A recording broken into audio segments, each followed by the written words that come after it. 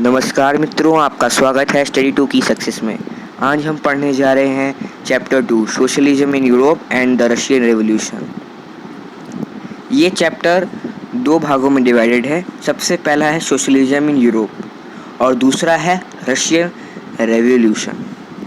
तो सबसे पहले हम सोशलिज्म इन यूरोप के बारे में पढ़ेंगे। सोशलिज्म का बेसिकली मतलब होता है सबका साथ सबका विकास, यानी कि सबका विकास हो, कोई भी पीछे ना छूट जाए और अमीर और गरीब के बीच में अंतर ना बढ़ जाए। गरीब भी साथ साथ ग्रो करता रहे। ये नहीं हो कि गरीब गरीब होता चले जाए, अमीर अमीर होता चले जाए। तो ये था सोशलिज्म, सबको साथ लेके चलना। तो चलो इस प्रकार से चैप्टर स्टार्ट होता है कि आप फ्रेंच रिवॉल्यूशन के बारे में एक बार रिकॉल कीजिए। उसमें किस टाइप के आइडियाज़ थे। सबसे पहला था लिबर्टी का आइडिया। लिबर्टी का आइडिया बहुत महत्वपूर्ण था, यानी कि सबको लिबर्टी होनी चाहिए अपना अपना काम करने की, इक्वालिटी होनी चाहिए, डेमोक्रेट होने चाहिए। तो ये आइडियाज़ जो थे वो पूरे यूरोप में फैल गए थे और हर एक यूरोपियन सिटीजन के दिमाग में ये आइडिया बैठ गए थे। कैसे, किस वजह से? फ्रेंच रिवॉल्यूशन की वजह से, फ्रांस में जो क्रांति आई उस वजह से। तो इस आइडिया के बेसिस पर अब लोग क्या चाहने लगे? चेंज चाहने लगे। किस प्रकार का चेंज भैया चाहने लगे वो लोग? यानी कि मोनार्की से डेमोक्रेसी तक का सफ़र वो तय करना चाहते थे। ठीक है, कौन तय करना चाहते थे? European citizen. ठीक है, पहले उन लोगों के पास, किन लोगों के पास? European citizen. उन लोगों के पास ऐसे आइडियाज़ नहीं थे, तो उनका जो रेवोल्यूशन था अगेंस्ट मोनार्की उतना सक्सेसफुल नहीं हो पाता था। लेकिन अब उनके पास आइडिया थे, लेकिन उसमें भी कई कॉन्सिक्वेंसेस थी। जैसे कुछ लोग ग्रेजुअल चेंज चाहते थे, कुछ लोग रेडिकली चेंज चाहते थे। ग्रेजुअल का मतलब होता है कि बहुत जल्दी, बहुत धीरे धीरे, आराम से एक प्रोसेस के तहत चेंज चाहते थे। कुछ लोग जल्दी चाहते थे, यानी कि रातों रात मोनार्की को हटा दो, डेमोक्रेसी को ले आओ। इस प्रकार का चेंज चाहते थे। तो सोसाइटी बट सी गई थी। मान लीजिए सोसाइटी में 6 आदमी हैं, उसमें से 2 चाहते थे कि धीरे धीरे चेंज आए, बिल्कुल आराम से। 2 चाहते थे कि रातों रात चेंज आ जाए, रेडिकल चेंज आ जाए। और 2 चाहते थे कि चेंज ही ना आए, यही मोनार्की रहे। ठीक है, क्योंकि वो उसमें पल पोस रहे थे। तो पहला ग्रुप था जो चाहता था कि चेंज आए, वो था लिबरल्स का। उनकी भी कई बातें थी। पहली बात थी इक्वालिटी होनी चाहिए रिलीजन के बेसिस पर, यानी कि कोई भेदभाव नहीं होना चाहिए रिलीजन के बेस पर। कोई भी डिसएडवांटेज एडवांटेज का खेला नहीं होना चाहिए रिलीजन के बेस पर। इक्वालिटी होनी चाहिए अमॉन्ग द रिलीजन। ठीक है, किसी भी रिलीजन को एक्स्ट्रा प्रमोट नहीं करना है। ये लिबरल्स का पहला आइडिया था।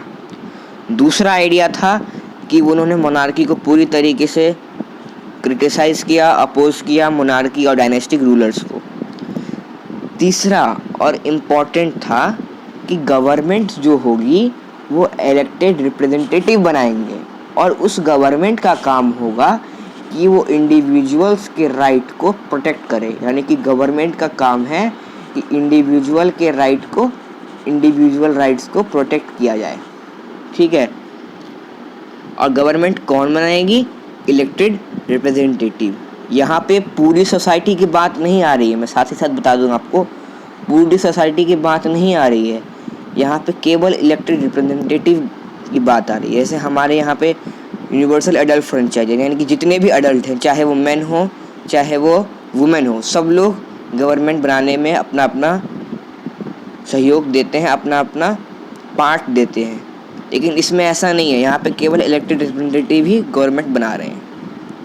दूसरे थे रेडिकल्स, जो बहुत जल्दी चेंज चाहते थे, एग्रेसिवली चेंज चाहते थे।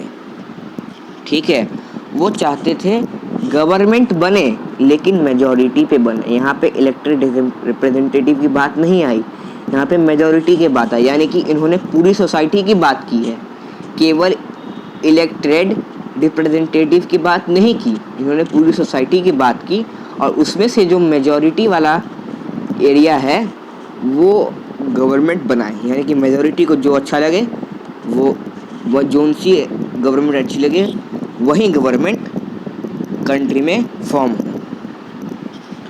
और उन्होंने वुमेन सफरेज मूवमेंट का भी सपोर्ट किया। वुमेन सफरेज मूवमेंट था यानी कि वुमेन को राइट टू वोट देना, उस मूवमेंट को उन्होंने सपोर्ट किया। यानी कि वो चाहते थे कि वुमेन भी वोट करे। लिबरल्स नहीं चाहते थे कि वुमेन वोट करे, केवल इलेक्टेड रिप्रेजेंटेटिव वोट करे, लेकिन वो चाहते थे कि पूरी सोसाइटी इंक्लूडिंग वुमेन वोट करे। ये उनकी अच्छी सोच थी। उन्होंने ग्रेट लैंड ओनर्स और ग्रेट फैक्ट्री ओनर्स को जो प्रिविलेजेस मिलते थे उसको भी अपोज किया था और इसकी सख्त निंदा की थी। ठीक है, क्योंकि वो उनको अच्छा नहीं लगता था कि प्रॉपर्टी केवल कुछ हाथों में रहे, इसलिए वो अपोज करते थे किसको? लैंड ओनर और फैक्ट्री ओनर्स को। मैंने बताया कि वो चाहते थे, क्योंकि सोशलिज्म का आइडिया यूरोप में आने लगा था, वो चाहते थे कि अमीर अमीर और ना होते चले जाए और गरीब ना होते चले जाए, इसलिए वो इन दोनों का जो डिफरेंस है उसको कम करना चाहते थे। ठीक है, इसलिए वो ऐसा करते थे। अब थे कंजर्वेटिव, यानी कि मैंने आपको बताया एक चेंज चाहते थे धीरे धीरे, एक चेंज चाहते थे रेडिकली, एक थे जो चेंज ही नहीं चाहते थे, वो थे कंजर्वेटिव्स। कंजर्वेटिव्स रूलिंग क्लास के पीपल हुआ करते थे। उस समय की जो मोनार्की थी, वहाँ की रूलिंग क्लास के पीपल, नोबल मैन, जो राजा महाराजा के जो आदमी थे, उस टाइप के इंसानों की यहाँ पे बात हो रही है। वो लोग लिबरल्स और रेडिकल्स के आइडियाज़ को अपोज करते थे। ठीक है, वो नहीं चाहते थे कि चेंज आए। लेकिन जब फ्रेंच रिवॉल्यूशन आया, यानी कहते हैं ना, फ्रेंच रिवॉल्यूशन ने एक बदलाव की लहर ला दी, तो वो लोग चेंज के लिए रेडी हो गए। अब सोचा कि अभी जो चेंज है वो अवॉइडेबल है, यानी कि अब ये अवॉइड नहीं हो सकता, तो बदलाव तो आके ही रहेगा। ठीक है, लेकिन उन्होंने ये भी कहा कि भले ही बदलाव आ जाए, लेकिन आप हमें रिस्पेक्ट करेंगे, आप हमारे पास्ट को रिस्पेक्ट करेंगे और हमारे साथ अच्छा व्यवहार करेंगे। क्यों उन्होंने ऐसा कहा? क्योंकि हमने अभी फ्रेंच रिवॉल्यूशन में पढ़ के आए कि राजा का सील कलम कर दिया गया जैसे ही रिपब्लिक कंट्री बना फ्रांस। तो वो चाहते थे कि उनके साथ ऐसा बिहेवियर ना हो, उनके साथ रिस्पेक्ट का बिहेवियर हो। फिर 19वीं सेंचुरी में बहुत सारे सोशल एंड इकोनॉमिक चेंज आते हैं। न्यू सिटीज़ इमर्ज होती हैं, इंडस्ट्रीज़ खड़ी होती हैं और इंडस्ट्रियल रेवोल्यूशन आता है। जगह जगह इंडस्ट्रीज भर जाती हैं, डिमांड बहुत होती है, प्रोडक्शन अपने ज़ोरों शोर पे होता है। अब ये सब कैसे हो रहा है? इंडस्ट्रियल रेवोल्यूशन, प्रोडक्शन अपने ज़ोर शोर पर, और इतना अच्छा इंडस्ट्रियल बेस कैसे स्थापित हो जाता है? क्योंकि जो वर्कर्स होते हैं वो दिन रात खून पसीना बहा करके फैक्ट्री के लिए काम करते हैं, बहुत घंटे तो काम करते हैं, लेकिन उनको मिलते हैं बहुत कम पैसे उस हिसाब से, और अनएम्प्लॉयमेंट भी बढ़ जाती है। यानी कि इंडस्ट्रियल रेवोल्यूशन तो आया, अच्छी बात थी, किसके लिए? जो अपर क्लास के लोग थे, उनको तो प्रॉफिट पे प्रॉफिट हो रहा था, और गरीब होते चला गया और उनकी दशा खराब होती चली गई। यानी कि 15 घंटा काम करते थे, लेकिन उस हिसाब से उनको पैसे नहीं मिलते थे। यानी कि वर्कर्स और गरीब होते चले गए, अमीर होता चला गया। तो इसी सिचुएशन की वजह से चेंज चाहने की जो चाहत थी वो और बढ़ गई, क्योंकि लिबरल्स और रेडिकल्स उनकी भी प्रॉपर्टी हुआ करती थी। क्योंकि लिबरल्स जो थे वो थोड़े अपर मिडिल क्लास के थे और रेडिकल थोड़े लोअर स्टेटा के लोग थे, उनके पास थोड़ी बहुत प्रॉपर्टी हुआ करती थी, उनको भी वर्कर्स चाहिए थे। तो वो चाहते थे कि वर्कर की हेल्थ अच्छी रहे, वर्कर की कंडीशन अच्छी रहे, तभी तो वो वहाँ पे आके काम करेंगे, तभी वो लोग थोड़ा प्रॉफिट कमाएंगे और तभी वो रेवोल्यूशन के अंदर पैसा लगा पाएंगे और जब जाके चेंज ला पाएंगे। लेकिन वो वर्कर्स की प्रॉब्लम को सॉर्ट आउट नहीं कर पा रहे थे ओल्ड एरिस्टोक्रेसी की वजह से। ठीक है, तो अब ये जो मोनार्की थी उसके खिलाफ आक्रोश और बढ़ता चला गया।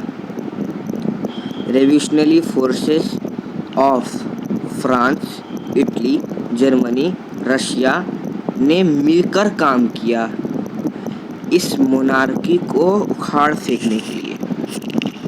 ठीक है, और इसी तरह आगमन हुआ सोशलिस्ट आइडिया का। कहाँ पर? यूरोप में। अब हमारा चैप्टर पूरी तरीके से सोशलिज्म के अंदर आ जाता है। सोशलिस्ट लोग जो थे वो प्राइवेट प्रॉपर्टी के अगेंस्ट थे, क्योंकि प्राइवेट प्रॉपर्टी की वजह से इंडिविजुअल्स को ज़्यादा फ़ायदा होता था, उनको ज़्यादा प्रॉफिट हुआ करता था, और वर्कर का कंडीशन बहुत ही ख़राब था। क्योंकि प्राइवेट प्रॉपर्टीज़ थी तो उनको केवल अपने प्रॉफिट से ही मतलब था। किससे मतलब था? प्रॉफिट से। वर्कर की कंडीशन से कोई मतलब नहीं था। ठीक है, वर्कर की कंडीशन से कोई भी उनको मतलब नहीं था। इसलिए जो अमीर और गरीब का गैप था वो बढ़ जाता, क्योंकि जो इंडिविजुअल्स जिनके पास प्रॉपर्टी थी वो अमीर होते ही चले जाते और गरीब की स्थिति और ख़राब होती चली जाती और गैप बढ़ता ही चला गया जाता। इसलिए सोशलिस्ट आइडिया का आना ज़रूरी था। कौन मानते थे ये लोग? सोशलिस्ट लोग। ये मैंने आपको सोशलिस्ट लोगों की आइडिया को बताया, माइंडसेट बताया। ठीक है, और सोशलिस्ट लोग सोसाइटी में चेंज चाहते थे, वो समाज में सोशलिज्म चाहते थे। अब इस आइडिया को आगे किसने बढ़ाया? ये आइडिया दिया किसने? और इस आइडिया का प्रचार किसने किया पूरे यूरोप में? कौन से ऐसे मैन थे जिन्होंने इस आइडिया को फैलाया पूरे यूरोप में? कुछ इम्पोर्टेंट मैन्स का नाम आता है, जिसमें से एक है Robert Owen, Louis Blanc, Karl Marx, जिनका इम्पोर्टेंट रोल है। ऐसे कुछ मैन थे। सबसे पहले थे रॉबर्ट ऑन, जो कोऑपरेटिव्स बिल्ड करना चाहते थे। कोऑपरेटिव का मतलब ये होता है कि बहुत सारे लोगों के पास सब लोग मिलकर के काम करें और सब लोग अपने आप के अंदर प्रॉफिट बांट लें, कि कोई एक के पास प्रॉफिट नहीं रहेगा, सबके पास बट जाएगा प्रॉफिट। ठीक है, इससे क्या होगा?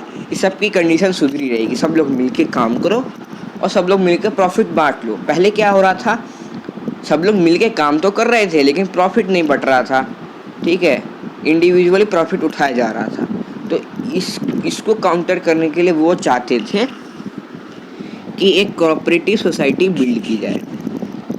ठीक है, और लुइस ब्लैंक का कहना था कि कोऑपरेटिव सोसाइटी कैपिटलिस्ट इंटरप्राइज को रिप्लेस करे। ठीक है, कैपिटलिज्म यानी कि इंडिविजुअल वाला वही बातें कि जितना जिसको पोटेंशियल है उतना कमा लो और अपना खाओ। ठीक है, ये वाला था। जितना पोटेंशियल है आप फैक्ट्री लगाओ, आपकी मर्जी, आप प्रॉफिट कमाओ, आपकी मर्जी, जितना पोटेंशियल है आप कमा लो। ठीक है, लेकिन लुइस ब्लैंक का कहना था कि ये जो कैपिटलिज्म है उसको कोऑपरेटिव लाना है कैपिटलिज्म की जगह, और वो कोऑपरेटिव गवर्नमेंट सपोर्टेड होनी चाहिए। गवर्नमेंट उसको इनकरेज करेगी, यानी कि यहाँ पे गवर्नमेंट का एंगल लुइस ब्लैंक ले आए हैं। ठीक है, अब कार्ल मार्क्स और फ्रेडरिक एंगल्स का क्या बिलीफ था, क्या आइडियाज़ थे? वो बिलीव करते थे कि वर्कर्स को खुद कैपिटलिस्ट एक्सप्लॉयटेशन को हटा करके चेंज लाना होगा। ठीक है, सोशल सोसाइटी लानी होगी, रेडिकली सोशल सोसाइटी लानी होगी, और उनको खुद स्टेप अप करना पड़ेगा, खुद वर्कर्स को आना पड़ेगा सामने। ठीक है, और उनको ओवरथ्रो करना पड़ेगा private property, controlling property socially, और सोशली प्रॉपर्टी को कंट्रोल करना पड़ेगा। तो इस तरीके से हमारा पहला पार्ट इस चैप्टर का ख़त्म होता है। इसमें हमने कैसे सोशलिज्म यूरोप के अंदर आया, क्या क्या डिफरेंट आइडियाज़ थे, सोसाइटी जो बट गई थी उन लोगों के आइडियाज़ क्या थे, ये सब बारे में पढ़ा, बहुत इम्पोर्टेंट लोगों के बारे में पढ़ा। इस तरीके से हमने अभी सोशलिज़्म इन यूरोप के बारे में पढ़ा। आगे के पार्ट्स में हम सोशलिज़्म का एंड करेंगे और रशियन रेवोल्यूशन की तरफ जाएंगे। और आप देखेंगे कि रशियन रेवोल्यूशन के अंदर भी ये सोशलिज़्म का एक पार्ट है, क्योंकि आप सोचते होंगे कि ये रशियन रेवोल्यूशन चैप्टर रख लेते, सोशलिज़्म इन यूरोप तो बहुत छोटा सा है, लेकिन उस छोटा सा पार्ट की बहुत ज़रूरत है रशियन रेवोल्यूशन में। वहाँ पे क्या चेंजेस आते हैं, किस बेसिस पर चेंजेस आते हैं, वो ये सोशलिज़्म और वहाँ के चेंजेस कहाँ पे रशिया में दोनों कनेक्शन रखते हैं। इसलिए आपको अभी पहले सोशलिज़्म पढ़ाया जा रहा है, और जब आप रशियन रेवोल्यूशन पढ़ेंगे, अगर आप दोनों को कनेक्ट करके पढ़ेंगे तो आपको अच्छे से समझ में आएगा कि उस समय के क्या आइडियाज़ थे। तब तक के लिए stay connected. Thank you for watching this video.